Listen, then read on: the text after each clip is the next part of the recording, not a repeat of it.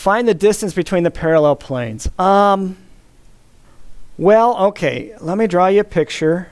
So again, I draw these pictures to show you how you figure it out if you don't remember a formula. You could just, there's a formula, you could just memorize it. But I never liked doing that, so I'll show you how I would do it. So imagine these are two parallel planes. This one lies above this one. If you think about it, what you could do to find the distance between the, the vertical distance between the two planes. So you're thinking of, okay, if this is a point on the plane, then you want to go vertically downwards and get to a point. So this is a point on the top plane, this is a point on the bottom plane, and then you want that distance d, right? Yeah. You want that distance d. One way to get it, aside from memorizing the formula that you saw in the video, I did give you the formula in the video, you could get it that way.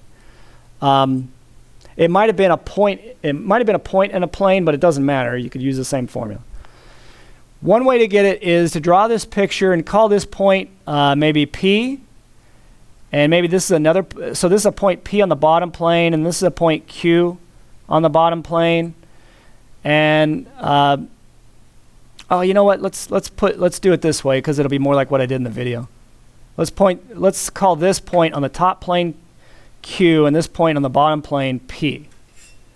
And the chances of Q lying directly above P, is that very good? If you just pick a point on the plane at random? No. So I didn't draw it that way, of course. So picture the vector PQ. Picture the vector PQ. Now, if you look at the normal vector, so the normal vector might look like this to the bottom plane, right?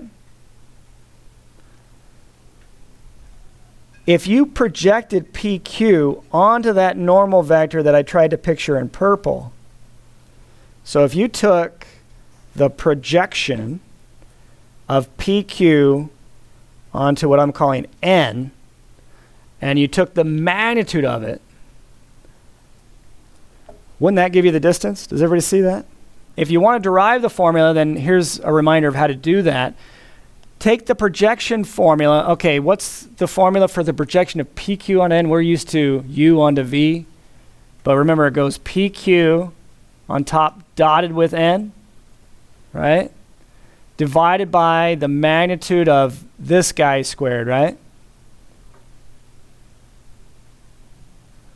And then you multiply it times N, if you remember. And inside there, that's the formula for the projection of the vector PQ onto N, the normal vector. But we take the magnitude of it to get the length of it, right? And that's what we're interested in. That's D, isn't it? Okay. But this formula simplifies. The reason I wrote it this way is it simplifies because if you think about it, this guy here is a scalar. And you could pull it out as long as you put absolute values around, really the numerator. Magnitude of N squared is always positive.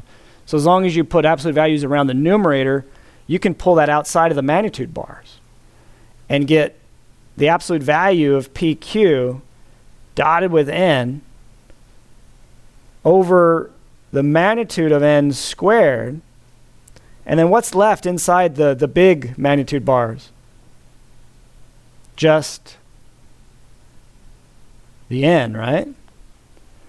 And so what I've just done is I've derived the formula. The formula in general could be thought of as PQ dotted with N, absolute value, divided by the magnitude of N. So if you just want to memorize a formula, so the assumption is Q is a point not on the plane,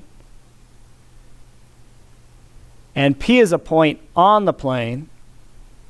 N is a normal vector of either plane because they're parallel to each other, right? Because if the planes are parallel, their normal vectors are parallel. Then this would be a formula you could use. If you want to memorize it, this would be the formula to memorize. I'm not going to make you do it. You could just derive it like I just did. So I guess if I were in your shoes, I would say, okay, well, what's P and what's Q in this problem?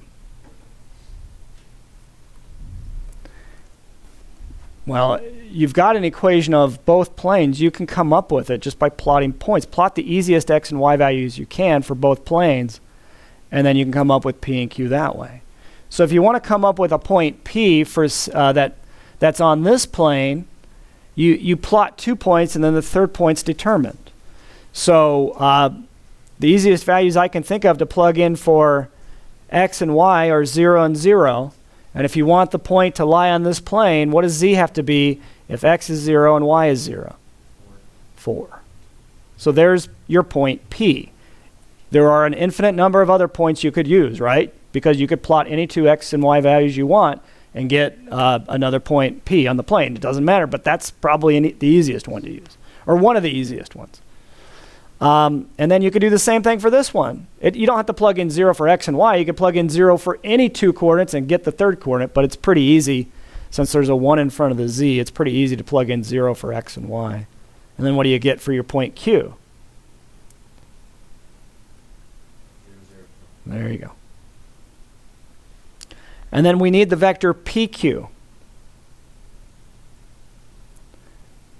Tip minus the tail, Q is the tip, right? So what do you get? 0, 0, 6. And then what's the normal vector? 2, -9, 1. Yeah, it's written as, it actually is the same for both. I mean, at least apparently the same for both equations. Of course, it doesn't have to look, the coefficients don't have to look the same. They just have to be scalar multiples of each other, right? But anyway, they are the coefficients of x, y, and z are exactly the same, so it's pretty obvious, I think, that the normal vector is 2, -9, and 1. Any scalar multiple of that will work, but that's fine the way it is. So we're gonna apply these guys to this formula down here. Okay. So let me actually put that here and separate these guys. And let's run it through. What's the PQ dotted with N? PQ dotted with N. So that's top part of the formula. That's about the easiest kind of dot product you can compute, because when two of the components are 0, you only have one multiplication to compute, right? So what do you get for that dot product? 6, and it's positive, so do you have to worry about the absolute values in the formula? No. So just 6. And then the magnitude of N? Root 86. Yeah, 4 plus 81 plus 1. Root 86, yep.